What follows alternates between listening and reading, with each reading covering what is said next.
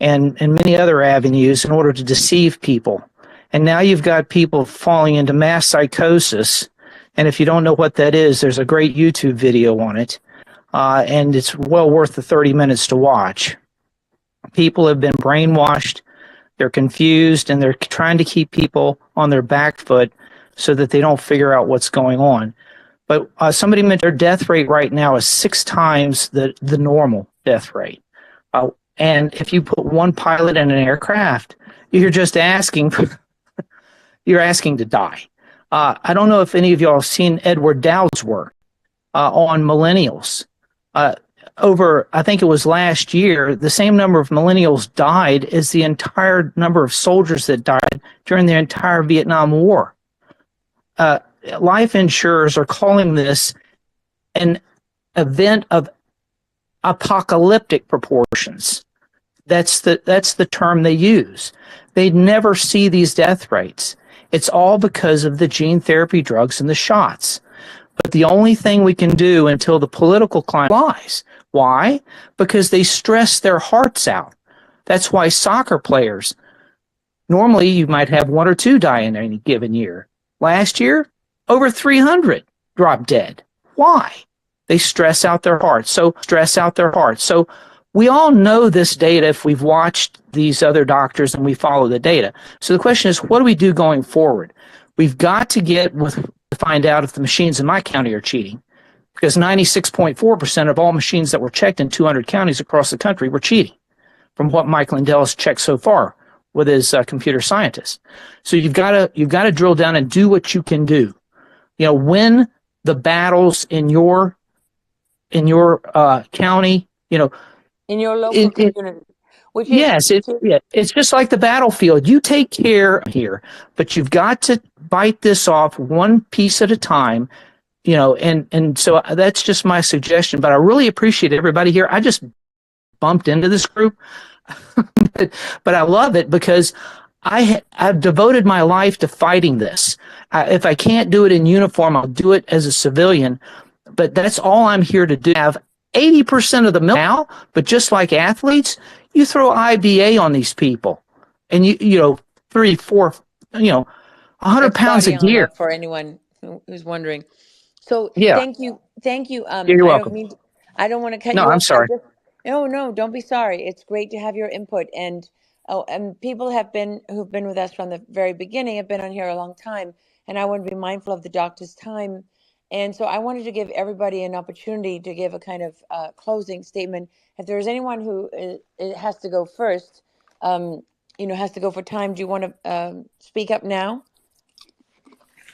Can we have Dr. Molly James speak up since she didn't have a chance to yet? Oh, yes, absolutely. Sorry, I didn't know Molly James was on there.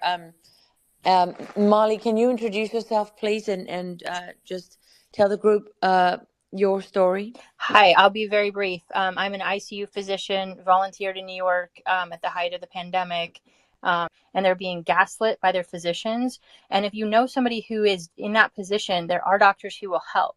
The average patient that comes in my clinic has spent between $30,000 and $70,000 with corporate medicine to have their symptoms worked up, not to be given any options for treatment, not to be given any therapies at all, just referred from specialist to specialist. So look at the doctors on stage here and the hosts and the people here. We can take care of you or connect you to people who can. We are using advanced therapies like EBU, EBO2, hyperbaric oxygen, IV infusions. All of this is making a massive difference in addition to nutraceuticals and prescriptions. So don't give up hope, because you can have improvement if you find the right person to advocate for you and treat you that is COVID literate. Dr. James, thank you so much. Can you answer one thing? Yes? I was going to say, Dr. Ursa didn't get a chance to speak at all. So after Molly, if you could have him speak, that would be great. Yes, absolutely. I would love to hear from him. I just didn't know when he was on. My question, Molly, for you, and then we'll go to Dr. Urso, is what about all these young girls who have gone from having absolutely normal menstrual cycles to suddenly excessive bleeding? I mean, I know a number of them who have gone from doctor to doctor, and they're not getting any help. So I haven't seen a number of those in my office yet. However, I think we have to start with a basic treatment of spike toxicity and using medicines like ivermectin and fenofibrate that clear the spike. And then we need to figure out what's causing that. Is this estrogen disruption? Is this estrogen increase? Is this interruption in the detoxification pathways? Like, what is the underlying cause that's leading to these menstrual irregularities? And then once we figure that out, then we'll know how to intervene. But I would start with the basic principles: clearing the spike, anti-inflammatories, working on the gut. I think Sabine Hazan has done some wonderful work looking at the microbiome, and a lot of things can be tracked back to that. So you need someone who is integrative medicine, again, COVID literate, to at least start with the basics and from there work forward. And of course, I'm sure everybody saw the latest drop from Project Veritas with this senior executive at Pfizer, who was today on camera talking about the fact that they know that the Pfizer vaccine causes disruptions in the menstrual cycle. They saw this happening during their so-called clinical trials, and they have no idea what's causing it. But he was saying it must be hormonal. But he has further evidence, as we've discussed, that they knew that this was happening. They withheld that information, and they got people to go out there. They lied to them. They lied to everyone. I go back to General Flynn. This was the master of deception operations. So, Dr. Urso, if you could introduce yourself and maybe comment on that.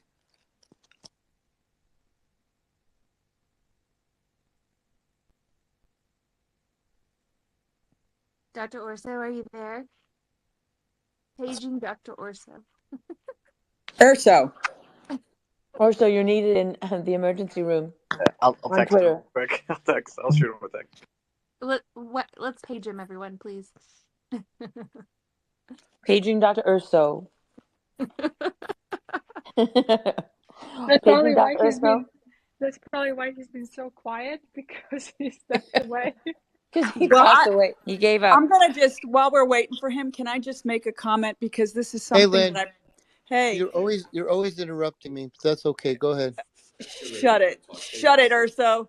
So what I've shared with our doctor group on numerous occasions is something that I've suspected early on with this vaccine, and that is, I believe it is attacking the adrenals, and because the spike protein attacks the adrenals in such a way, the hormone imbalances and the POTS are going through the roof. And I do think that that's the crux of it. So by adrenals, what exactly do you mean for us? Spike-specific IgG, which tells me that the vaccine spike completely took over that gland, and the immune system went after the spike as a foreign agent and damaged that gland. The same thing that's happening with the ovaries in a lot of patients.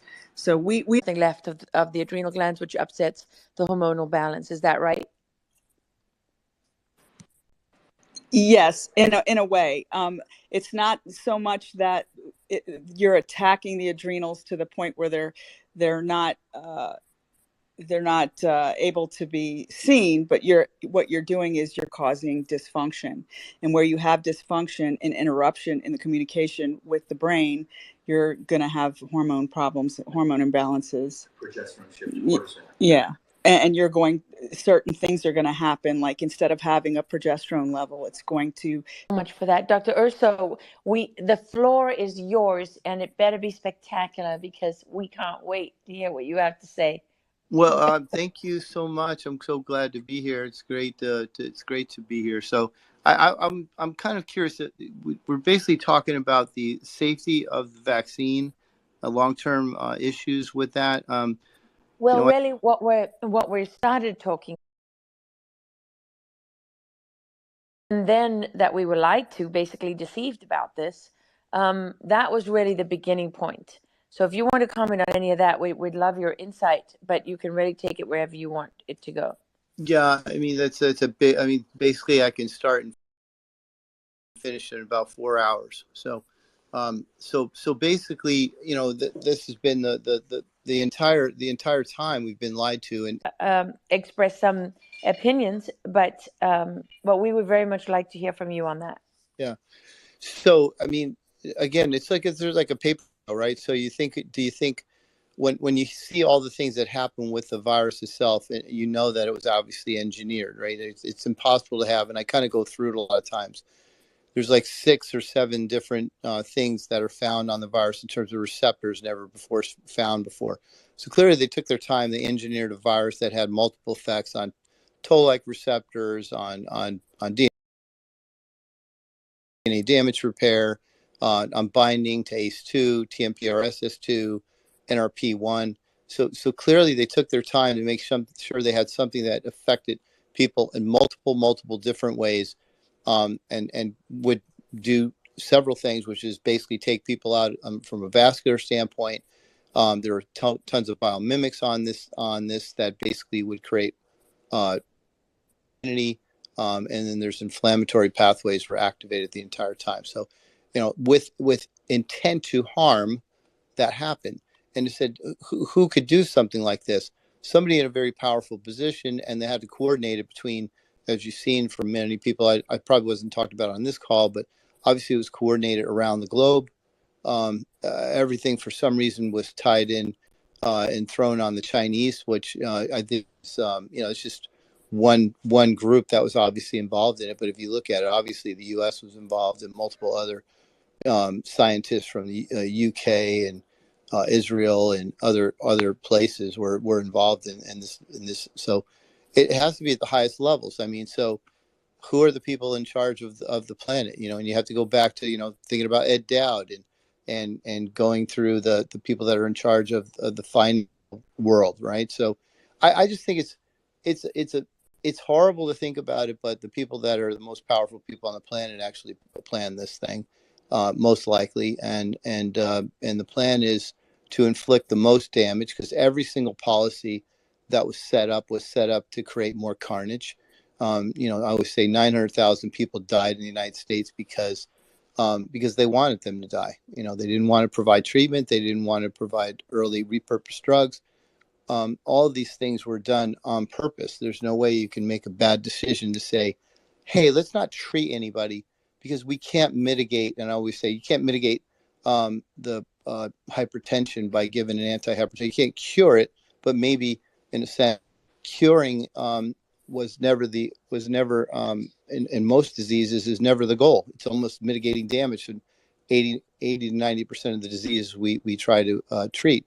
So how could we ever adopt a treatment plan where we said we're just going to wait? It's the biggest absurdity in the world was that one in the early phase.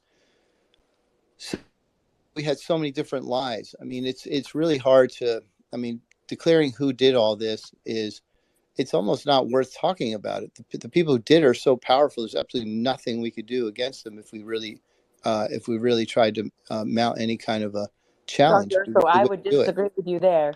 I just have to say Well, no one is that powerful. The emperor has no clothes, right? If you go back to the Wizard of Oz, they spent all that time going. Must do is speak out. And if I don't win the battle, at the end of the day, I win the war, because I think there is this feeling that, they are so powerful, and it's just, in some sense, it would take the work of God to bring that group down in some ways, because as human beings that are not involved, more powerful than for some reason, I don't have any, Yuval Harari and the World Economic Forum. Let's put them as the sort of the generals that are actually orchestrating this thing. I really don't have any respect for him. They don't, he's a social scientist, very articulate. But I think in general, that's the group that we're facing down, and every which way, in terms of food, in terms of the entire next steps. We're going to be eating crickets. So I don't want to kind of go off on too many tangents, but basically, we have to keep doing what we're doing. We have to speak up. We have to be as powerful as we can, and we're on the winning team in some sense. I look down on the other side as being not afraid, because I feel like I'm on the winning team with God, and that really, at the end of the day, we may win some of the battles, we may lose some of the battles, but at the end of the day, we win the war. I could be more specific. I'm really better at talking about some of this lipid nanoparticle, messenger RNA. It's horrible. That's their ubiquitous platform. They're going to put in the food. They're going to put in the and the plants they're going to put inside of us, and that's how they want to control us. And I could talk ad nauseum about that if you want to hear any more about it. But thanks. Those are my thoughts. Thanks so much. Well, Dr. Urso, listening to you, one of the things that strikes me is that people out there who may be thinking, well, I did or didn't get the COVID shot. I'm going to deal with it like this. And life is kind of going back to normal. So I'm going to ignore that 30 to 40% of the small businesses in the US were obliterated, and that's the life. Particle is super inflammatory. It's super inflammatory to cytotoxic T cells, macrophages. It's the cellular immune response is significantly obliterated by the lipid nanoparticles. Dose dependent. The more you get, the worse it is to your macrophages, cytotoxic T cells, and T lymphocytes. So, this is that the lipid nanoparticle distributes widely. This is well known. This happened well before we ever had this. I worked with lipid nanoparticles close to 20 years ago, and they were going into the bone marrow, the adrenals, as Lynn just said, the brain, the heart. They squeeze through little spaces very easily. This is why the vaccine is so much worse than the virus itself, although they both have a spike protein, because the virus has a much more difficult time to access all these areas that I just said. So this is a great strategy, and I kind of use it from two different ways. If you were a child with an inborn error of metabolism, it would be great to have something that can get great access to the entire body, right? So I need to make a protein. I'm going to use this technology to get wide access throughout the body. Then I'm going to make the protein for 2 months or more. That messenger RNA doesn't break down very easily. That's another technological breakthrough that they had. So you're going to have a child who has a high risk. The more you get, the worse it is. And then you have the ability to put in whatever you want. Look what they put in. It's absurd. They put in the spike protein, and I usually kind of just rip it off. An ACE2 receptor never before seen on a coronavirus, a TMPRSS2 serine protease never before seen on. I heard you talking about the issues with fertility. I mean, the data's, look at the big data, 40% more deaths in 2021. They are literally killing us as we speak. And then you have the fertility issues other ways. So thanks for allowing me to say that. And that's kind of my feeling. We've got to put a stop. This is their major weapon. We've got to stop it.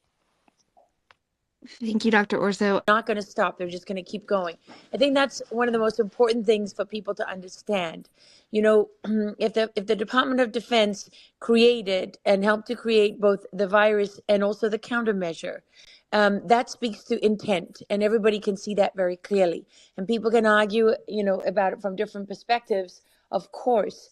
But at the end of the day, what we know over time, the normal passage of time is revealing the truth.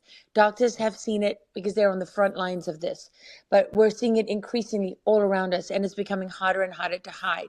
And as a result, different countries around the world are taking different measures. This one is banning, the virus for kids under this age, and the shot. And this one is banning the shot for people only, of this age, and so on. So. You are absolutely right. The stage has been set for this to continue and for it to get worse. And for all those people out there who might be afraid, the question is not what you might lose and what you are risking.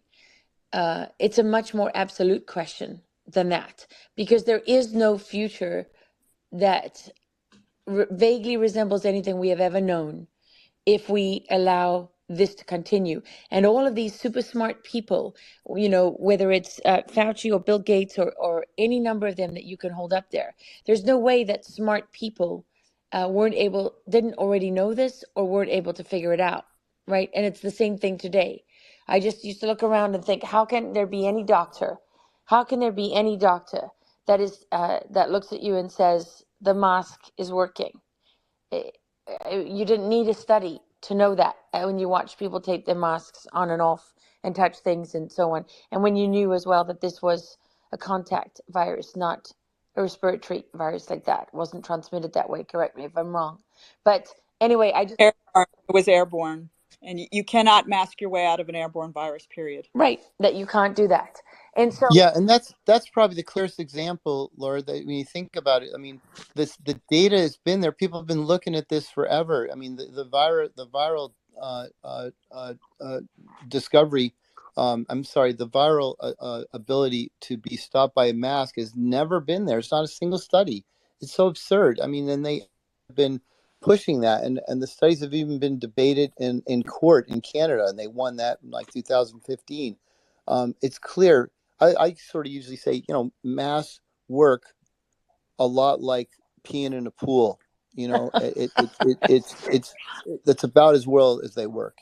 But And Richard, the those are data's the not same. there. Richard, those are the same people that sit at home by themselves in their bedroom with a condom on, alone. Yeah, yeah. Well, I guess I can't. I guess Richard doesn't know Lynn, I don't know anything why you made about me that, laugh, but Lynn. that's a tough one to think about. It's almost hurting me. Well, I have like a 27-part mask citation tweet that I did like 2 days ago. So did if you put anybody is ThreadReader at ThreadReader to unroll it so that people can get that tweet in one? absolutely, I'll do that. Okay, and one of the things that I realized when the masks started to come off, because I live in a small town and we stopped wearing masks within a few months, is that when you took the mask away, you forgot about the pandemic, or the so-called pandemic. There was no problem, there was no emergency, there was no crisis, and people were able to interact normally again. And then you'd see someone with a mask and you'd remember, oh yes, oh right, I've got to adjust my behavior. And so that was, I bring that back to the war of narratives, because it's not just that you have to have propaganda. Nobody would go along with any of this without the false narrative, playing on all those things as we discussed, the fear. And the way that you know that those people are not so powerful is you can see this false narrative. I'm sorry, we have a crazy new cat who doesn't know it's a cat. It thinks it's a tank, an army tank. Okay, so, but crumbling. And they're crumbling so fast, we can hardly keep up, which tells you that they're losing control. Apologies to the vaccinated because they knew and they didn't tell anyone. What people asking for amnesty. More and more people, I think, Dr. I'm going to get it wrong that it's Jordan Peterson who came out and said, I got it wrong about COVID. I believe it was him, and not and not Scott Adams, but trying to take some measure of control over it. But these are desperate measures, and they signal panic. And if you recognize that, there's a book that General Flynn wrote that just came out before Christmas. It's called The Citizen's Guide to Fifth Generation Warfare. And Dr. Urso, you may have read it already, but Pete, Dr. Chambers, and Dave, this is something that you are probably very familiar with. But it's very easy to read it, and what it does is it at the end creates a QR code where you can get updates on this community and build that consensus that people are talking about being so important to action.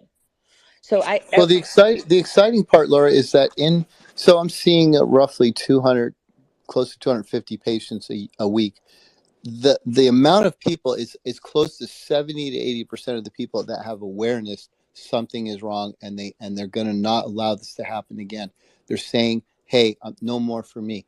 Now, most of them aren't going to go out and march against anyone, but they've put their feet down and said, I'm not letting my children get this. I'm not letting my grandchildren get this. And it's every day. And I go through it almost every day with all the patients, ask them, hey, what do you think? Are you going to take your 6th or 7th shot? And they kind of look at me.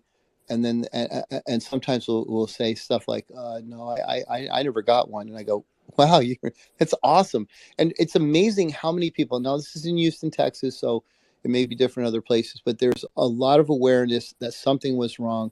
The general population is very, very aware in certain places in the country, and definitely in Texas, and they do not trust what's going on with the government. They are quite willing to kind of stand up and do something. It's interesting, but most of those people have very strong faith that are the most likely to resist. But not all, but that's the vast majority. So I think we are seeing a turning of the tide. People are aware something is not right, and they're fighting back. So that's really exciting because it makes me extra. I get chills sometimes when my patients telling me stories. This week on Monday and Tuesday, I had 4 patients that came in that told me, hey, their brother-in-law had died, their brother had died, and we're basically seeing that when people do get the vax, they're now recognizing their families are recognizing, I think the vax may have done this. And I've been seeing this the entire time, and now people are actually having enough wherewithal to say, I think the vax may have done it. What do you think? And this is exciting. In some, You don't have to defend it, let it loose, it will defend itself. At the end, it always works out its way out. But in the meantime, we just have to keep on fighting. Can I share an anecdote real quick? Yes.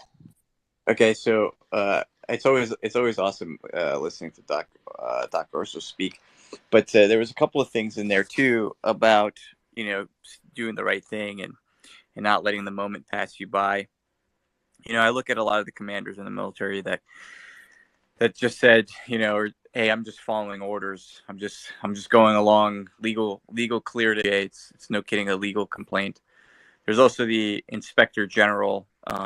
It's kind of like an external, like, hey, my commander is doing something inappropriate. Can you guys look into this? I filed an inspector general complaint maybe a year ago. It's still not closed out. I spoke to him last week, and it's the same old story. I agree with you, Major Beckerman. I agree with you, Major Beckerman. I don't, it's silly. They keep changing the policies, and no one's telling me what's going on, but it's all wrong. And I said, okay, are you willing to make a statement?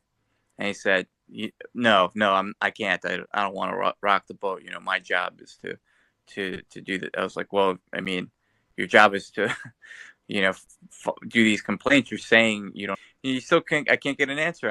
I'm just doing. I can't make a statement. I work for the DoD.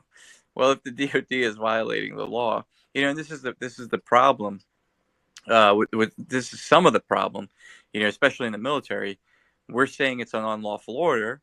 They're going to their attorneys. The commanders are going to their specific JAG officers. The JAG officer who works for the Department of Defense is telling the commander, "No, it's good. We've reviewed it. It's fine." Well, then why did service members, a bunch of service members, go file lawsuits? I think there's 36 lawsuits against the DoD right now for various reasons, not all mandate related. Insofar, not all vaccine related is what I mean to say. But even when this guy is saying, I know it's wrong, and I'm asking, hey, would you make a statement? He was uncomfortable with that, and I think it's due time to shake off that uncomfort. Like, it's time. The momentum is changing, and it's definitely worth staying ahead of the momentum and not being left behind. Because if you don't do anything now, just let the moment pass you by. You're going to be kind of wondering what just happened. And like Doc Urso said, with unfortunately family members keeling over. Well, you're going to be on the wrong side of history when all is said and done, right? That's where you're going to be. And your children don't have a future. That's why I said those things that you're afraid of losing, they're already gone if they even existed. They were an illusion. I mean, when your Department of Defense is doing what it has done here, it is not the institution that all of us believed. And when you have weaponized everything, I saw them weaponize information. And now we've seen them weaponize health and medicine. We've seen them weaponize the First Amendment, right, to be used as a tool, against us.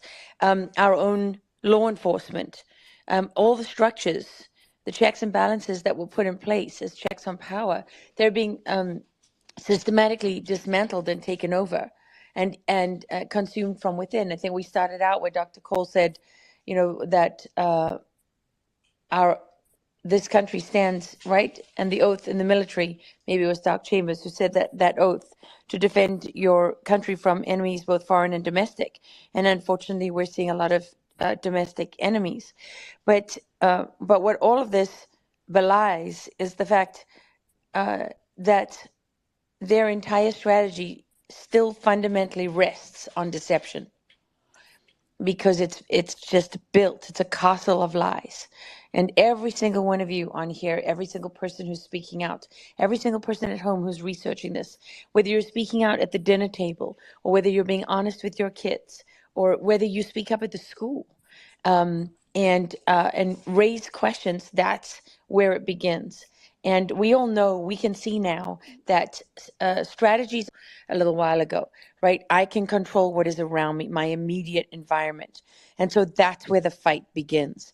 And if you're the parent of a vaccinated child, or you got vaccinated yourself, or your whole family is vaccinated, most of my family is vaccinated, um, you know, if you are in that position, then you have a whole nother fight on your hands.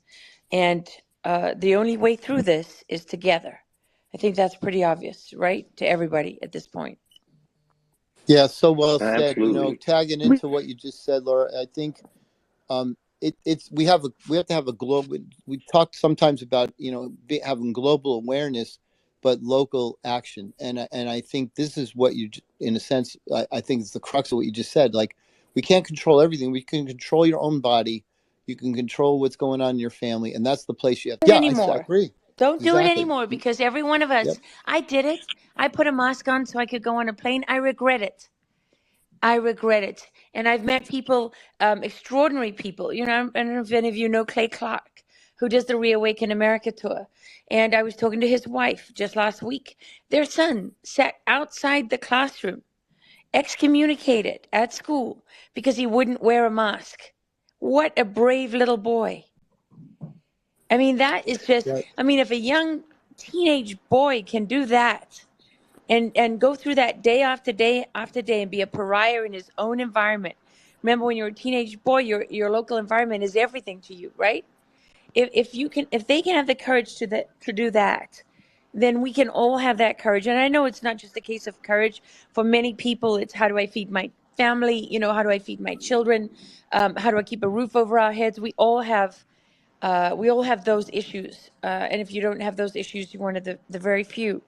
But at the end of the day, what this is telling us is they're not stopping. Nobody's saying, yeah, have all of your rights back. Have they? Yeah. No, No, they haven't, No and that's government where the has the ever pillars. given up power in that way. It has never Exactly. happened. So we have to go to our local school board meetings, our local folks, and we need to be active on the local front. The other thing is the doctors on this call that have spoken and myself have been on. I couldn't name them all. I'm sorry if I didn't bring you up. When the stage is full, you can't add new speakers. But we did. I was asked to get a certain group of people up here for the panel night. So I apologize if I didn't pull you up here, because I was asked to help pull together certain speakers tonight for this. So I apologize. But next time we'll do an open Q&A where people can come up and ask their questions or comments or whatever it is. Just wanted to add that real quick before the next speaker goes. Awesome. Yes, let's go with 1984 go, because we've been waiting before the other two.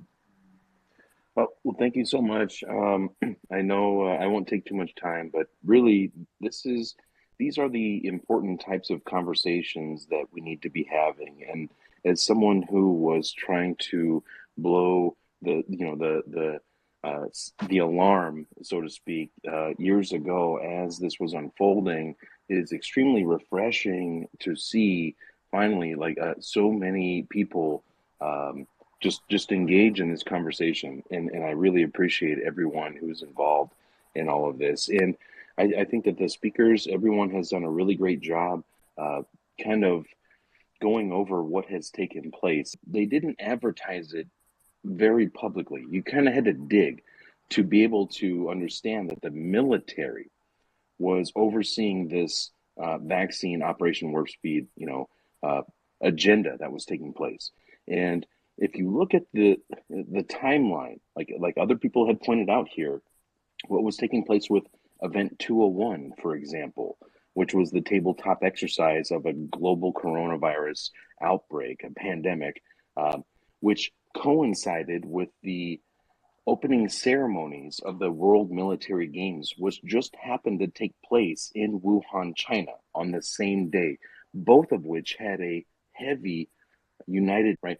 what if this wasn't an accidental leak, right? Okay, so if we look at the way all of these nations around the world, all of these governments around the world, the way that they operated in lockstep, right? Lockstep. That's that key catchphrase that we've all heard, which is like America didn't do so well because we have freedom and people have rights and they pushed back against the tyranny. Otherwise, in other countries like China, of the CIA, an intelligence agency, after this took place, and I asked him, I said, hey, what do you think of this scenario to where, and this is real world scenario which took place, the World Military Games, 109 different countries had nearly 10,000 military athletes, and that does not include, for example, the support personnel that would have gone with. You're not just going to send 21-year-olds by themselves to a foreign country to do this kind of thing. So there's going to be this support personnel, and he laughed and he said, "Oh my God, that would be the perfect scenario." In other words, afterwards, if everyone heads there, that's ground zero. We all agree that Wuhan is ground zero. Everyone's right there. You can release something or contaminate something or someone, and then everyone goes home after the games. And there have been reports that athletes were sick and stuff afterwards and everything like that, which is not uncommon for international travel and stuff like that. But that would have been the perfect catalyst to spread this globally. Now, I'm not saying that was the end game. In fact, honestly, I would like to ask the question if that was just the catalyst, just the beginning, because if we look at what took place, the results of what took place throughout COVID and COVID 1984, as we have seen, it accelerated numerous different agendas. This was a multifaceted attack, essentially, perhaps, in my view, because it accelerated the digital IDs, the CBDCs, all of this kind of stuff, the lockdowns. It normalized, and I think that one of the most important parts is that it normalized bio warfare, right? Like, so the whole thing about, oh, it leaked from a lab is kind of just, at first it was conspiracy theory, and now it's just kind of like, oh yeah, oh well, and people dismiss it, and so when we look at these people who are deeply involved in this, especially the narrative of it, like Bill Gates and others, he has come out and said, well, people are going to really pay attention to the next one, the next crisis, right? So it's a constant state of fear, of course, but when we're looking at, for example, all of these U.S. funded bio warfare labs that are in Ukraine, and to me, it looks like they are setting the stage for a potential, bio terror attack, quote unquote, false flag. And if this truly is a military operation, which we know it is for sure, this is a military operation. Do we really, which this goes hand in hand with? Yeah. YouTube is censoring like crazy. I had almost 200,000 subs, almost 10 million views in 2020, and they booted me. So what of is course, your, for medical misinformation. of course, what is your Twitter handle? How can people find you? It's at Spiro_ghost, SPIRO. Pfizer smile and everything. There's nothing that they won't do to stop accountability. There's nothing that they won't do to regain control. If they're willing to kill millions of people with a bioweapon like this and lie and deceive and so on, we know the maps from its website showing those facilities, right? Whether it's an attack of that kind of nature, we see that the writing is on the wall. And if you think that you can escape, there's no escaping this one. And what did Washington say? Was it Washington who said we shall hang together, or surely we shall all hang separately? Absolutely, and that's one of the most important things. You would bring up some really great points, Laura, and I really appreciate that. As far as order out of chaos, which has been a tactic, a strategy, but also the problem, reaction, solution, which is the Hegelian dialectic, to which is, how do we get people to give up basically all of their rights and subject themselves to this new form of tyranny. And well, you create the problem, COVID. You have the reaction. You lock down everybody. Everyone's miserable and scared and terrified and this and that, and then you offer the solution. Well, things can go back to the new normal once you comply, with this new digital system of control, which is where we're heading to. And unfortunately, I really believe and I think that with this mRNA technology, even Elon Musk said that with mRNA, in which he's a major proponent of mRNA technology, says that we can turn humans into a butterfly if we want technology. Want to merge man with machines, essentially. This is a transhumanist agenda, in Correct. my view, what's taking place right now. No, it's And not just a view. It is a transhumanist agenda. They state it clearly. They say that the age of humanity and humans is over. yeah, so when you say, Laura, So reach out and I can get you connected. On Rumble, he picked that up later, I suppose. But anyway, I'm a member of the American Association of Physicians and Surgeons for many, many years, a colleague of Dr. Lindley and Dr. Cole and Dr. Urso and all our esteemed physicians here and the additional ones that are listening in. I'm a retired neurosurgeon, board certified, trained at the Cleveland Clinic, had plague, if you will. So plague, if you will. So as COVID-19 just said, problem, reaction, solution. And it was, to me, readily recognizable early on.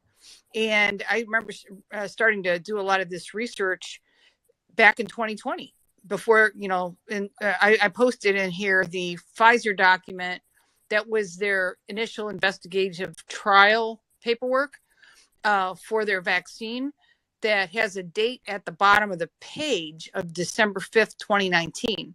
And I dug that up in April of 2020 while I was recovering from throat surgery because my tonsils blew up probably from COVID and I had to have them removed. But a couple things that I can't add a whole lot to what all these brilliant people have said so far, other than suffering with these injuries. There are tests that could be done to help them diagnose what issues they're having. Roadblock with their primary care providers. Not only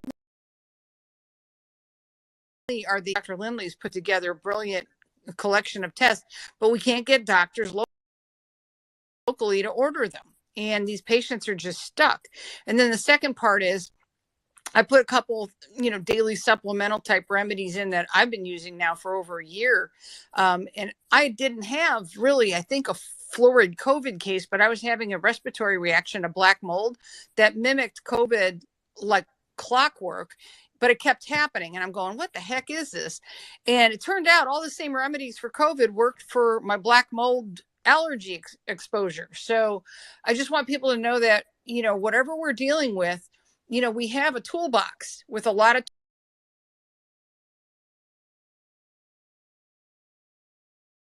not stopping, like you said. The Senate Bill 4 in Indiana is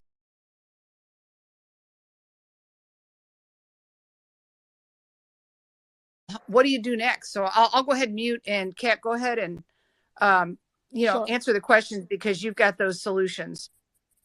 So very quickly, for those who cannot get treated within the system, the best thing to do is find someone outside of the system. And there are direct primary care doctors and independent physicians like Dr. Vax, Dr. James, myself, and others who can do that and Lindsay, order can those you labs can you outside put the out system. Lindsay, sorry to interrupt you, Kat. Lindsay, can you put out a list of I'd be everyone happy on this to. call, all the doctors, and Yes, post be that, happy and to. I will repost it because I know it's hard to keep up. Most of your independent physicians, you can check with them in any state, any city, and try to find an independent physician in your area. Yes, the website is aapsonline.org, and also FLCCC has a list of physicians who are usually independent that can do all this. And one last comment is for all the new legislature, please follow Representative Massey, Representative Chip Roy. They have been really staunch leaders in the House, and they put out a lot of legislation. One of them is to defund WHO.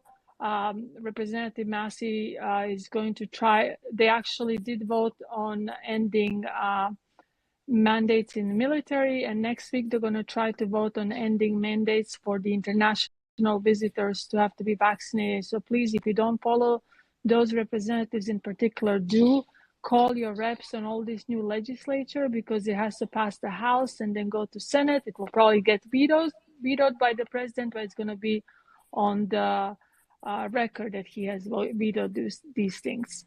So that's a very good point, because not that I'm a fan of politicians normally, but there are a lot of people in Congress who are very frustrated, who share the sentiments of people on this call, and they need backup.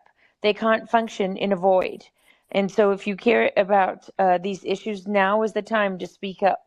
Now is the time to provide that backup to your representatives, and also show the will of the people, right? They need the consent of the governed. So the governed need to make their wishes well known. Does anybody want to have anything to say before we close out? Does anybody want to add anything? I just want to say thank you so much, Lara, for joining everyone tonight and hosting a great space, and for all the doctors and everyone that joined and gave their time and wisdom. Hey We there, it's I Dr. appreciate Craig it. Wax. Thanks, Laura. I think the main point is to try and gather information.